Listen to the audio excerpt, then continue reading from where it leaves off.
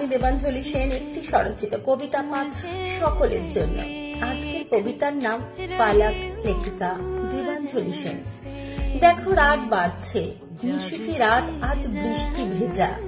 মনে হয় এমন দিনে সব ভালোবাসার মানুষগুলোকে বোবায় ধরে, নিশি ওদের আশেপাশেই ঘোরে।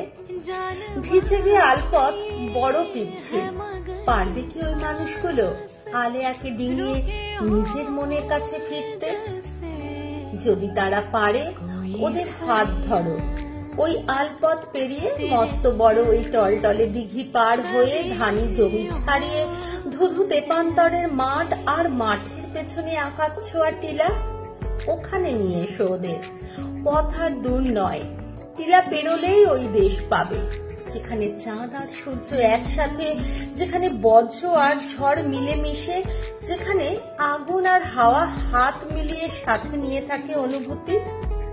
ওখানে 12 মাসের গল্পরা যখন তখন হুল্লোড় করে না, নিশ্চিম চরাচরে অন্য সহাবস্থান। ওদের নিয়ে যাও ওইখানে, একটা নতুন ফলক স্থাপন করো, ওটাই জানবে সব পেয়েছি দেশ। ধন্যবাদ।